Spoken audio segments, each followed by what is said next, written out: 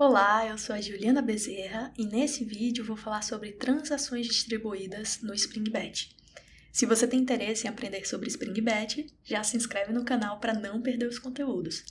Também dá uma olhada no meu blog e nos meus cursos sobre esse assunto.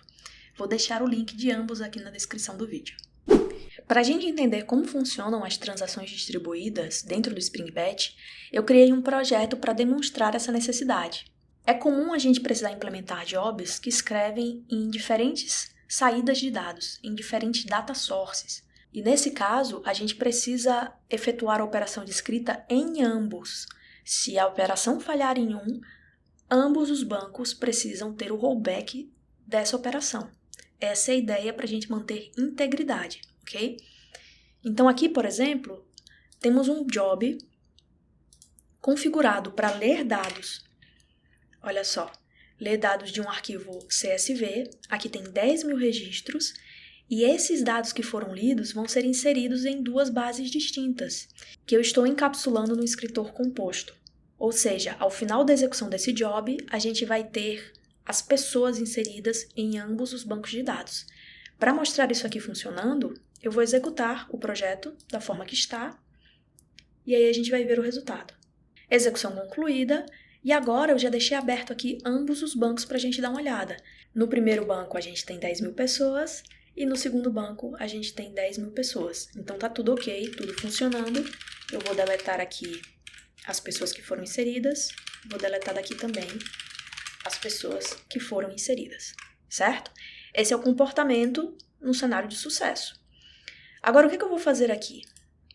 Caso haja uma falha no processamento, uma falha durante a execução do job, o que a gente espera é que a operação seja desfeita em ambos os bancos. Quando a gente trabalha com um job desse tipo, a gente precisa garantir a atomicidade da operação. A escrita nos data sources de destino só pode ser consolidada se ela acontecer com sucesso em ambos.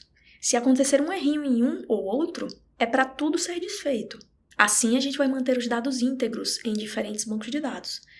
E para exemplificar esse cenário de erro, o que eu vou fazer aqui? Eu vou introduzir um erro na escrita do banco 2. A gente vai ter a escrita do banco 1 com sucesso, tudo vai ocorrer lindamente, perfeitamente. E aqui no banco 2 eu vou lançar uma exceção no item 1071. Ok? Aqui a gente está trabalhando com um chunk size de 200. Então, o resultado da operação de escrita vai ser um múltiplo de 200 lá no banco. A gente vai ter 200, 400, 600 registros. Cada chunk vai comitar 200 registros por vez. Se você não entende ainda muito bem como funcionam transações no Spring Batch, dá uma olhada no vídeo que eu vou deixar aqui o link para você, que fala exatamente sobre isso, transações no Spring Batch e como a gente configura elas. Beleza? Mas voltando aqui, vamos ver o que acontece se eu introduzir um erro aqui na escrita do banco 2. Aqui está tudo deletado, vou limpar aqui o terminal e agora eu vou executar esse job para ver o resultado. Vamos lá. Job executado, agora vamos voltar aqui para o banco e vamos ver quantos registros tem no banco 1. 1.200 e no banco 2, 1.000. O que aconteceu aqui? A gente teve a escrita com sucesso no primeiro banco, mas no segundo teve o rollback do chunk 1.200. Então, o que aconteceu? Foi feito o rollback apenas no banco secundário e não no primário. Esse é um problema que a gente tem quando a gente usa diferentes bases de dados. E por que esse problema ocorre? Eu vou explicar para você agora com um diagrama bem simples de entender. Olha só, eu desenhei aqui um esquema bem simples para a gente entender como funciona o gerenciamento transacional comum, que é o que a gente fez. Criou 2 data sources e estamos usando eles para escrita de dados. O que a gente tem, na verdade, é que a transação ela existe para cada data source individualmente. Então, se acontecer algum problema numa operação, o rollback é feito apenas para aquele data source. Se tiver sucesso, perfeito, os 2 são comitados, se ambos tiverem sucesso na transação, e a gente não vê nenhum efeito negativo. O problema é quando um dá erro, quando tem um erro na escrita. O que vai acontecer é que o primeiro data source funciona e o segundo é feito o rollback. Não é feito o rollback em ambos. Esse é o problema que a gente está tendo agora no nosso batch, porque a gente está gerenciando transações de forma comum. Então, como é que a gente resolve esse problema? A gente resolve ele com transações distribuídas, num modelo chamado Two-Phase Commit. A ideia principal é a gente introduzir um coordenador de transação, um cara centralizado. Perceba que aqui cada data source é responsável pela sua própria transação. Agora a ideia é, não vamos fazer isso. Como eu preciso commitar ou fazer rollback das transações para ambos os bancos, eu preciso de um coordenador central para fazer isso. Um cara centralizado que tem esse poder de commitar e fazer rollback. E aí, quando houver um problema em um banco ou outro, ele vai ser capaz de desfazer a operação nos dois bancos, não apenas em um. Porque agora ele cuida da transação de cada um desses bancos, entende? Então, nesse modelo de Two-Phase Commit, qual é a ideia? Como é que a gente faz esse coordenador trabalhar? A gente tem duas fases, por isso chama Two-Phase Commit. A primeira fase é a fase de votação. É uma fase onde o coordenador vai perguntar para os data sources. Eu posso commitar essa operação? Essa operação ocorreu com sucesso em todos vocês? Em todos os participantes desse Two-Phase Commit? E aí, cada data source vai responder, sim, pode commitar. Esse aqui também respondeu, sim, pode commitar. E aí, nesse caso, o coordenador vai commitar tudo. Perceba que cada data source tem uma espécie de subtransação, mas a que manda em tudo é essa transação global, a transação gerenciada pelo coordenador. Então, se tudo der certo, a transação global vai ser commitada. E perceba um detalhe importante aqui, que eu utilizei. Esses data sources, que antes eram data sources comuns, tá vendo? Data sources comuns, agora eles são data sources XA. Esse XA é muito importante, porque ele que permite que esses data sources possam se comunicar seguindo um padrão para transações distribuídas. Eles que habilitam essa comunicação e esse gerenciamento de transação global com o coordenador. Então, a gente precisa sempre, quando trabalhar com transação distribuída, usar um data source XA. Isso depende muito do banco de dados, tá? A maioria suporta XA, mas nem todos vão suportar. Então, para o MySQL, isso aqui funciona de boas, com sucesso. Ele suporta XA. A gente consegue configurar ambos os data sources dessa forma, e aí a gente vai conseguir fazer transação distribuída com Two-Phase Commit, tá? Então, beleza. Essa fase de votação é realmente para votar, não é para efetivar a operação. O coordenador só perguntou se deu certo. A fase 2 é a fase mesmo de efetivar a operação. Se tudo deu certo, se a fase de votação teve unicidade nos votos, o que vai acontecer? O coordenador vai mandar todo mundo commitar. Pode commitar a operação aí na sua transação. E quando a gente faz isso, as subtransações de cada um desses data sources vão ser liberadas. Ou seja, isso como consequência libera todo o lock que foi feito, para segurar os registros que vão ser escritos, e os resultados vão ser commitados no banco de dados. A gente vai conseguir vê-los na prática quando a gente fizer uma consulta no banco. Esse aqui foi um cenário onde ambos os data sources concordaram com o commit. Mas e se na votação um data source discordar? O que vai acontecer?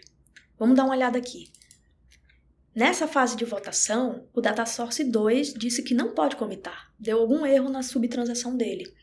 E aí, nesse caso, o que vai acontecer é que na fase de commit, o coordenador vai mandar todo mundo fazer rollback.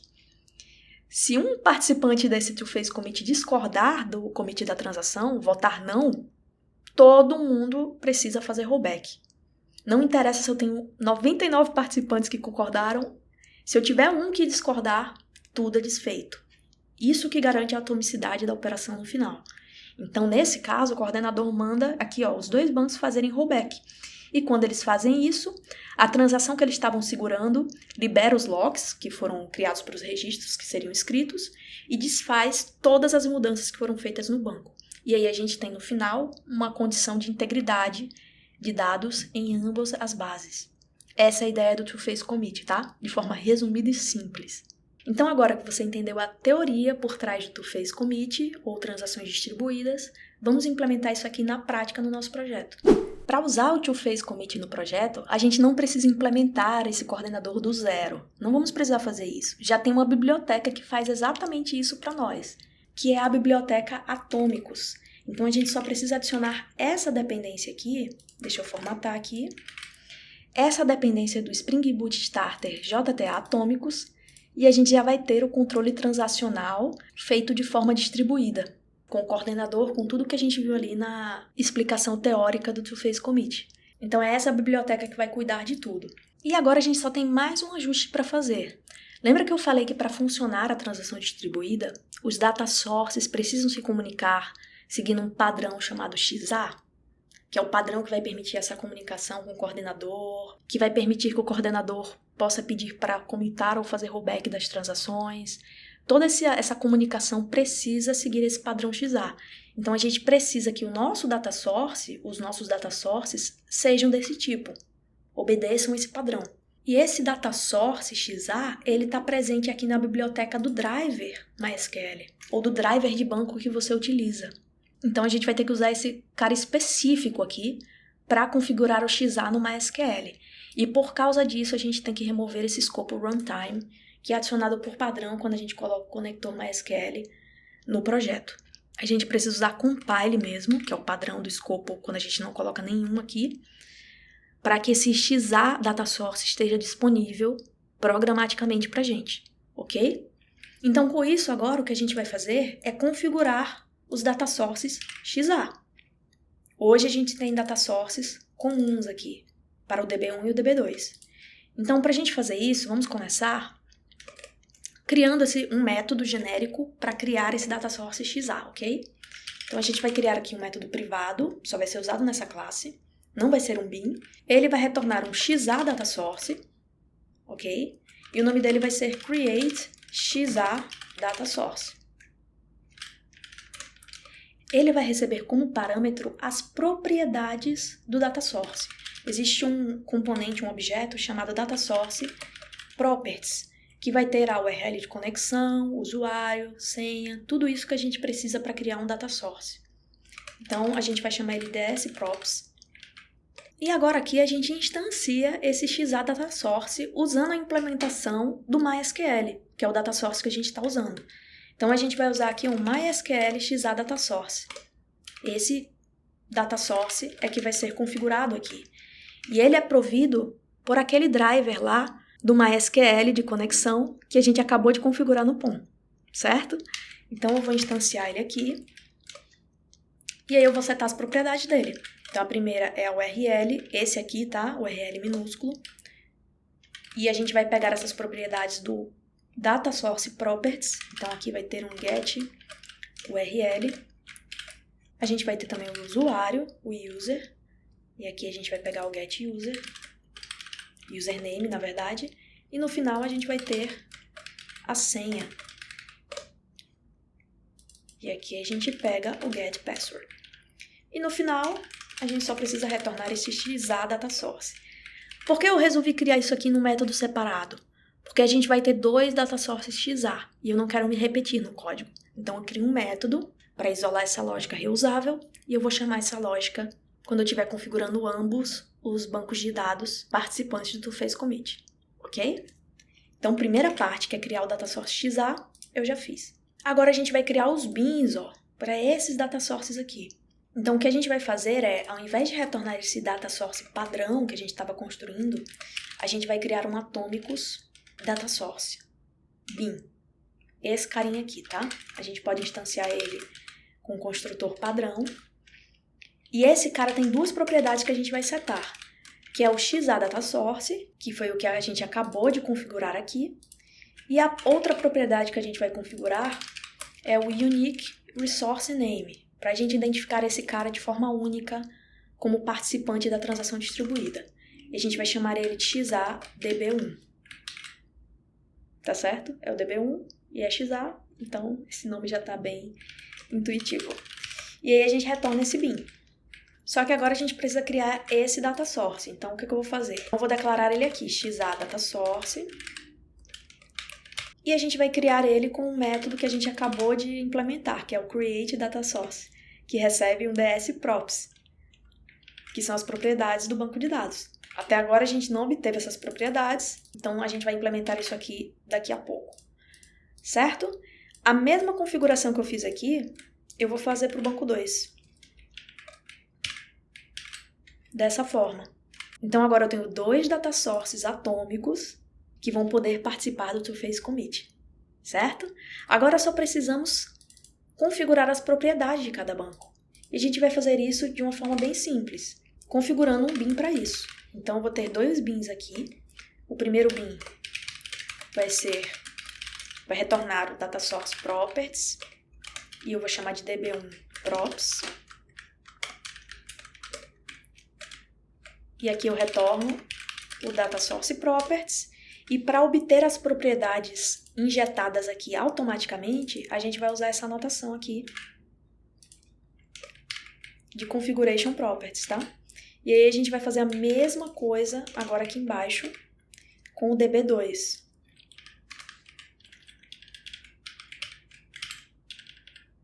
db2. Agora a gente tem as propriedades de ambos os data sources preenchidas nesse objeto aqui. Aí a gente só precisa chegar agora no método que criou o data source e injetá-las aqui. Então a gente vai usar um qualificador para diferenciar uma da outra, um bin da outra. A primeira a gente chamou de db1 props, e a gente vai ter aqui o data source properties ds props, ok? A gente só vai replicar isso aqui agora para esse segundo método. E é isso. A ideia é bem simples, é criar o XA data source, para falar na língua do two-phase commit, encapsular ele dentro de um bin do atômicos, que é a nossa biblioteca que vai orquestrar o two-phase commit, e injetar as propriedades dos bancos que estão aqui no application properties. Deixa eu mostrar para você, ó, db1 e db2, as duas estão aqui. Então a gente está injetando elas no data source properties para poder criar o banco de dados XA, com URL, username e password, tá bom? Aqui a gente só vai fazer mais um ajuste. Perceba que na criação aqui do banco eu estou utilizando o getURL do Data Source Properties. Então aqui, ao invés de usar JDBC URL nesses 2 bancos, eu vou mudar a propriedade para URL. É essa que existe aqui no Data Source Properties, ok? Agora sim, temos os participantes do two-phase commit configurados. O que a gente precisa fazer agora é criar a transação para eles. Então, vamos voltar para o Data Source Config e criar um bin para isso. Então, a gente vai criar um bin aqui.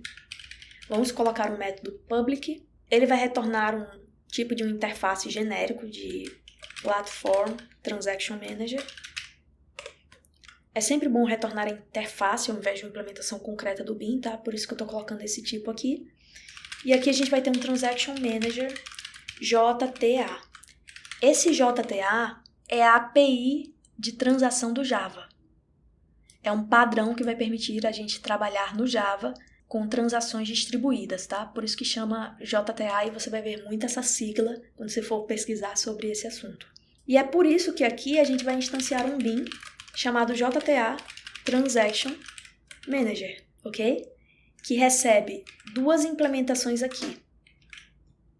Eita, acabei bagunçando aqui o return, agora sim. E aí ele vai receber 2 implementações aqui. A primeira é de User Transaction Imp, essa aqui. E a segunda é de User Transaction Manager. Ambas essas implementações são do Atômicos, a biblioteca que a gente vai usar. Aqui é a implementação da transação e aqui é a implementação do Transaction Manager, que a gente vai usar durante a orquestração do two-phase commit, tá certo? E aí a gente só precisa agora abrir o batch config, injetar essa transação aqui. Então vou colocar aqui um authowire, vou especificar aqui um qualificador, que eu vou chamar de Transaction Manager JTA. Esse nome aqui, lembrando, tem que ser o nome desse bin, tá certo? Para que a injeção ocorra com sucesso. E aqui a gente vai ter um Platform Transaction Manager, que eu vou chamar de Transaction Manager. Agora que a gente injetou o Transaction Manager, a gente precisa vir aqui no step e informá-lo. Transaction Manager. Informá-lo aqui no step, e agora a gente já está usando transação distribuídas no Spring Batch. Então é isso, essa foi a configuração do XA. Vamos ver se isso aqui está funcionando? Eu vou abrir aqui um main, vamos dar uma olhada se a gente deletou os registros, tá? Não deletamos, olha só, vamos deletar primeiro aqui. Pessoas do banco 1, deletar agora pessoa do banco 2, ambos os bancos estão vazios, e agora a gente vai executar para ver se a transação distribuída vai funcionar. Lembrando que a gente tem um erro aqui no banco 2, quando for escrever no banco 2 vai dar erro, e o que a gente precisa é que ambos os bancos de dados no final sofram rollback e por isso ambos vão ter o mesmo número de registros, que nesse caso vão ser 1000 registros. Então vamos ver aqui o que vai acontecer quando a gente executar. Bora lá. Aqui eu cometi um errinho, por isso que na execução aqui deu erro. Esse Unique Resource Name, obviamente, precisa ser único, mas quando a gente copiou esse método aqui para baixo, para o banco 2, a gente não mudou o nome. Então aqui eu vou botar xabdb2 e agora sim, eles são únicos e a gente vai poder diferenciá-los como participantes do TwoPhase Commit, tá? Agora sim, vamos executar e vamos ver o resultado. Execução concluída, vamos olhar aqui no banco agora. Quantos registros eu tenho no primeiro banco? 1000. Quantos registros eu tenho no segundo banco? 1000. Agora sim a gente teve o rollback feito nas duas bases de dados. Esse é o ganho que a gente tem quando trabalha com transação distribuída. A gente tem a atomicidade da operação. Então vamos recapitular. A gente entendeu a necessidade do uso de transação distribuída.